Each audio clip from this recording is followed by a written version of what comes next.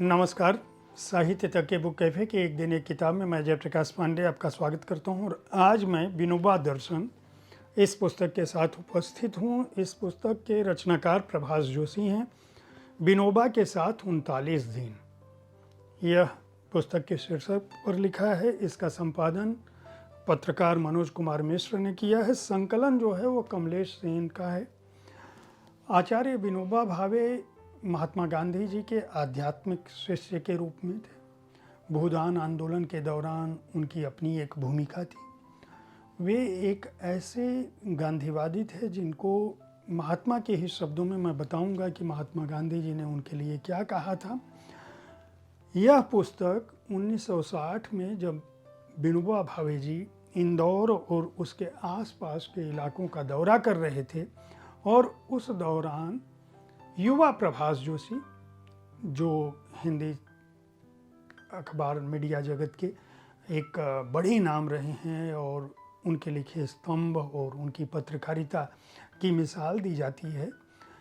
प्रभास जोशी जी उस समय युवा थे, 24 साल की लगभग उम्र थी और उन्होंने विनोबा भावे जी की उस यात्रा में 39 दिनों तक साथ रहकर धर्म, संस्कृति, मानव व्यवहार, दर्शन, जीवन जगत पर जो भी व्याख्यान दिया था, जो संवाद किया था, विनोबा जी की उस यात्रा का क्या प्रभाव था, उन 39 दिनों की यात्रा को जो दर्ज किया था और उसकी जो रिपोर्ट उस समय के अपने अखबार में लिखी थी नई दुनिया के लिए, उसको इसमें दर्ज किया गया है। इसके संपादक मनोज कुमार मिश्र का कहना है कि यह पुस्तक पत्रकारिता के हर उस विद्यार्थी के लिए जो हिंदी पत्रकारिता को समझना चाहता है, गीता और रामायण की तरह है। इस पुस्तक को इस रूप में भी देखा जाना चाहिए कि कोई पत्रकारिता, कोई रिपोर्टाज किस तरह से लिखा जाता है, किस तरह से सूक्ष्म विवरण और महत्वपूर्ण विवरण उस दौरान प्रभास जोशी ने अपनी कलम से दर्ज किया, जिसके चलते वह आने वाले समय में यानी अपने शीर्ष पर हिंदी के एक ऐसे प्रख्यात संपादक के रूप में स्थापित हुए जिनकी पत्रकारिता, जिनके लेखन और जिनके स्तंभों की मिसाल दी जाती है। प्रभास जोशी जी का जन्म 15 जुलाई 1937 को हुआ। जनसत्ता के वह संपादक रहे। चंबल की बंदूकें, गांधी के चरणों में, यह पुस्तक उन्होंने लिखी। इसके अलावा प्रजानीति और आसपास उन्होंने निकाला था।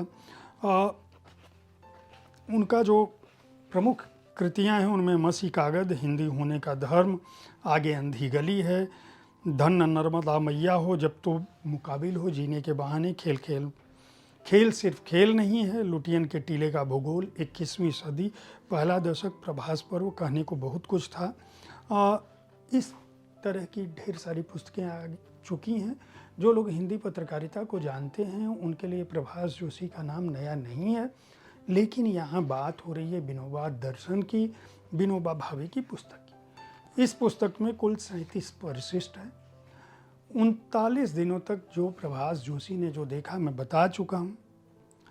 यह किताब बहुत पहले आ जानी चाहिए थी। 1960 के आसपास जब की भूमिका में पूर्व कथन में राम बहादुर राय लिखते हैं कि इस किताब के पीछे भी एक कहानी है। प्रभास जोशी जी जब पत्रकारिता की शुरुआत नहीं की थी उन्होंने, और पढ़ाई बीच में छोड़कर सुनवानी महाकालिक गांव में रहने लगे थे। 5 साल वहाँ रहते हुए हो गया था और वो गांधी जी के प्रयोगों में पूरी तरह रम गए थे। उसी दौरान विनोबा जी पदयात्रा करने पहुँचे उस इलाके में, और जो अखबार था नई दुनिया, उसको ज़रूरत थी एक ऐसे संवाददाता की जो गांधी को समझता हो, गांधी दर्शन को समझता हो, विनोबा भावे को समझता हो और जो उस यात्रा के साथ न्याय कर सके। इस पदयात्रा की रिपोर्टिंग के लिए उन लोगों ने प्रभास जोशी को चुना, और जब प्रभास जोशी चूँकि गांधी प्रयोग में लगे थे इसलिए उनकी नज़र आई, और जब उनको चुना गया और उस यात्रा में उन्होंने जो कुछ देखा, दर्ज किया, उसने समूचा परिदृश्य ही बदल दी। उससे न केवल प्रभास जोशी का जीवन बदला, बल्कि उनको गांधी और विनोबा को जानने और समझने में वह मदद मिली जो पूरे जीवन प्रभास जोशी जी के साथ चलती रही। पत्रकारिता का यह धर्म है कि वह केवल घटनाओं तक सीमित न रहे। प्रभास जी ने इसे निभाया और जो कुछ भी देखा, चाहे वह शांति की शक्ति हो, अहिंसा की ताकत हो, उसको भी समझा। और किस तरह के विवरण इस पुस्तक में दर्ज हैं, उसे आप इससे समझ सकते हैं कि विनोबा भावे भारतीय समाज को किस तरह से समझते थे, धर्म पर उनकी क्या दृष्टि थी, गांधी को उन्होंने किस तरह से गांधी चिंतन और गांधी जी के विचारों और उनके आदर्शों को अपने जीवन में किस तरह से उन्होंने अपनाया था। वो कहते हैं कि एक जगह वो बात करते रहे तो वो उदाहरण देते हैं। मनु की बड़ी आलोचना होती है मनु के दर्शन की। वो कहते हैं कि मनु महाराज के हवाले से उन्होंने बताया कि 10 उपाध्याय के बराबर एक आचार्य, 100 आचार्य के बराबर एक पिता, 1000 पिता के बराबर एक माता का गौरव। अब आप समझ सकते हैं कि उस उदाहरण से विनोबा ये कह रहे थे कि अगर आप मातृशक्ति को मजबूत करना चाहते हैं, यानी इस संसार में जो स्त्री शक्ति है उसकी क्या अहमियत है। अब वर्ग संघर्ष की जहाँ तक बात करें, अगर जो विनोबा उस दौरान, उस यात्रा के दौरान उपदेश दे रहे थे, उनका कहना था कि यहाँ कोई विरोध नहीं है, हमें समता आधारित समाज की स्थापना करनी होगी। इसीलिए उन्होंने जय जगत की बात की थी। उनका कहना था कि अगर हमारा जगत श्रेष्ठ होगा, समाज श्रेष्ठ होगा, तो धर्म अपने आप सुरक्षित रह जाएगा, मजहब अपने आप सुरक्षित रह जाएगा, विचार और राष्ट्र अपने आप सुरक्षित हो जाएगा। आज जो लोग राष्ट्रवाद की बात करते हैं, उनको यह समझना चाहिए कि जगत का अर्थ विनोबा के लिए क्या था। आज सफाई की बहुत बात होती है, यह बहुत कम लोगों को पता होगा कि इंदौर शहर लगातार स्वच्छता के पैमाने पर पूरे देश में अव्वल आता है। लेकिन इसकी शुरुआत उस ज़माने में भी थी। उस ज़माने में सर्वोदय नगर स्थापित किया था विनोबा, इंदौर में विनोबा जी ने, और सफाई को सबसे अधिक महत्व दिया, और वो महत्व आज तक उस नगर में जारी है। इसी तरह से विनोबा जी ने बहादुरी की एक परिभाषा गढ़ी थी। वहाँ के लोगों का के लिए उनका कहना था कि बहादुरी का मतलब किसी को डराना नहीं है।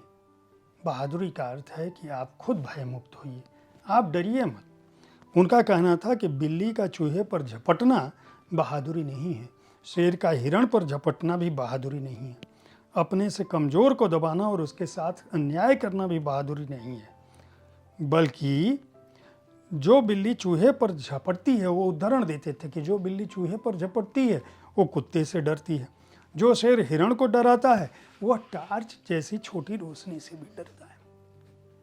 तो अगर आप डर से मुक्त हुए तब आप बहादुर हैं। इसी तरह से वो असमानता का विरोध करते थे, और उस 39 दिनों की यात्रा में विनोबा भावे ने लगभग 150 व्याख्यान दिए, भाषण दिए। वो सारे भाषण इस पुस्तक में दर्ज हैं। कुछ चीज़ों की बात मैं अवश्य करूँगा, थोड़ा लंबा हो रहा है हमारा यह कार्यक्रम, लेकिन उस दौरान एक अमेरिकन यात्रा करने आया विनोबा जी की यात्रा को, द मिचेल नाम था, और वो आचार्य विनोबा भावे से जब यूलिस एस मिचेल नाम था उनका, वो मिलने आए, और उन्होंने बाबा ने उनसे पूछा कि वो क्या करते। तो उन्होंने कहा कि छोटा सा व्यापार है और वो शांति संस्थाओं में समय देते हैं, और वह जानना चाहते हैं कि आपकी यात्रा से भारत को क्या मिलेगा। बाबा ने पूछा, मिचेल ने बाबा से पूछा था कि आप हिंदुस्तानियों के लिए नए प्रकाश के लिए आँख खोलना चाहते हैं या उनका आर्थिक विकास कर रहे हैं। बाबा ने कहा था, मैं दोनों कर रहा हूँ। मेरा उद्देश्य तो शांति है, लेकिन उस शांति की स्थापना के लिए मैं सत्य, अहिंसा और करुणा पर जोर देता हूँ। उस व्यक्ति ने बाबा से कहा था कि संसार में सभी देशों के लोग शांति चाहते हैं, आखिर उन्हें कैसे काम करना चाहिए। विनोबा भावे जी का उत्तर था, जो जहाँ है वह वहीं अपना काम करे, अपने पिता से प्यार करे, उसकी सेवा करे, लेकिन उसे संसार के सभी पिताओं का प्रतिनिधि मानकर। अब आप समझ सकते हैं अगर किसी को अपने देश का नहीं है तो भी उसे विश्व नागरिक समझें और इसके अनुसार अपने पड़ोसी जैसा व्यवहार करें। आज जो राष्ट्रवाद की बात होती है, मजहब की बात होती है, अगर आप अपने पिता का जितना सम्मान करते हैं, दुनिया भर के पिताओं का उसी तरह से सम्मान करने लगें, माताओं का उसी तरह से सम्मान करने लगें, तो आपको कोई दिक्कत नहीं हो। इसी तरह से मैं बताऊं कि विनोबा जी ने गीता का प्रवचन देते हुए एक बार अपने वहाँ पे लोगों को कहा था कि मैं ये चाहता हूँ कि राम और कृष्ण जैसे अवतार भी जिस धरती पर आए, आखिर ऐसा क्या था कि उनके आदर्श समाप्त हो गए। उनका कहना था कि अगर हम राम और कृष्ण में विश्वास करते हैं, उनके धर्म और उनके सिद्धांतों में विश्वास करते हैं, अगर हम उनमें आस्था रखते हैं, तो हमें यह समझना पड़ेगा कि उनके जो आदर्श और उपदेश थे, जो नैतिक बल था, उसे हमें उससे आगे बढ़ के सोचना होगा। क्यों? क्योंकि अगर हम उन्हें अवतार मानते हैं तो उनके आदर्श फेल क्यों हुए? कलयुग क्यों, सतयुग क्यों बीता, त्रेता क्यों आया, त्रेता क्यों बीता, द्वापर क्यों आया? अगर अवतार धरती पर आए तो कायदे से सारी बुराइयां खत्म हो जानी चाहिए। तो बुराइयां खत्म क्यों नहीं हुई? उन अवतारों के बाद भी बुराइयां खत्म क्यों नहीं हुई?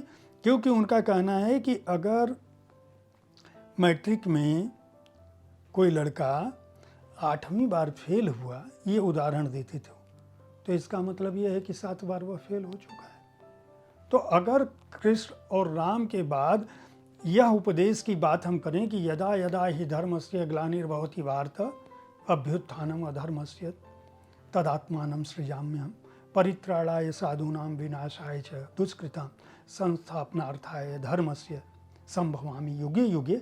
इसका मतलब कि ईश्वर भी यह मानता है कि बार बार उसको जन्म लेना पड़ेगा। क्यों? क्योंकि दुनिया उसके उपदेशों के बावजूद उस पर चल नहीं रही। इसीलिए विनोबा जी का दर्शन हर मनुष्य मात्र में था। उनका दर्शन गांधी जी के उस दर्शन पर प्रेरित था जिसमें करुणा, अहिंसा, प्रेम, सहअस्तित्व, समानता की बात थी। उनका कहना था कि धर्म और समुदाय वही हैं जिन्हें हम धारण करें। क्रोध नहीं होना चाहिए, किसी के प्रति विभेद नहीं होना चाहिए। यही कुरान कहता है, यही गीता कहती है, यही बाइबल कहता है। खास बात यह कि आपको यह जानकर आश्चर्य होगा कि एक बार मौलाना अबुल कलाम आज़ाद ने विनोबा जी से कुरान की व्याख्या सुनी थी, उनकी आयतें सुनी थी और उनसे पूछा था कि तुमने ये कहाँ से सीखा? उन्होंने कहा था मौलाना ने सिखाया। आज़ाद जी का कहना था कि कोई मौलाना इस तरह से कुरान सिखा ही नहीं सकता है तुमको। विनोबा जी ने उत्तर दिया था कि मैंने पाणिनि से सीखा। आप समझ सकते हैं कि हमारे महापुरुष किस तरह के लोग थे। इन्हीं विनोबा भावे जी को जमनालाल बजाज जी ने गांधी जी के आश्रम में यह समझ लिया था कि यह मद्रासी कूली है। और जब गांधी जी ने एक दिन कहा कि मेरी अनुपस्थिति में यह प्रवचन देगा, तब जमनालाल बजाज को पता चला कि वह किस तरह से कितने महत्वपूर्ण व्यक्ति हैं और किस तरह की सादगी में जीवन जी रहे थे। इसी तरह से पंडित जवाहरलाल नेहरू चाहते थे कि पहला सत्याग्रही महात्मा जी उनको चुने, लेकिन महात्मा गांधी ने पहला सत्याग्रही विनोबा भावे जी को चुना था अपना। इसलिए विनोबा भावे के जीवन दर्शन के बहाने, विनोबा दर्शन के बहाने अगर आप इस पुस्तक को खरीद कर पढ़ते हो तो आप न केवल भारतीय पत्रकारिता की शैली, भारतीय पत्रकारिता, हिंदी पत्रकारिता के शलाका पुरुष की लेखन शैली, उसकी निर्मिति को समझ सकते हैं, बल्कि विनोबा जी के दर्शन के बहाने भारतीय अध्यात्म दर्शन और चिंतन के उस मर्म को समझ सकते हैं जो महात्मा गांधी निर्मित करते हैं, जिसकी वह कल्पना करते हैं और जिस समाज की वह कल्पना करते हैं। इस पुस्तक को 499 रुपये इसका मूल्य है। राजकमल पेपरबैक्स ने प्रकाशित किया है। प्रभास जोशी जी ने इस पुस्तक को लिखी है। संपादक के रूप में मैंने बता दिया है। 384 पृष्ठ है। उम्मीद है साहित्य तक का यह एपिसोड आपको पसंद आएगा। इस कार्यक्रम में आप किस तरह की पुस्तकों की चर्चा चाहते हैं, इसके बारे में अपनी राय से हमें ज़रूर अवगत कराएं। हमारी कोशिश होती है कि विविध विधाओं की पुस्तकों के साथ आपके पास हर दिन पहुंचूं, ताकि आपको अपनी पसंद की पुस्तक चुनने में आसानी हो। कल ठीक इसी समय ऐसी ही किसी एक कृति के साथ फिर मिलूंगा। देखते रहिए साहित्य तक। धन्यवाद।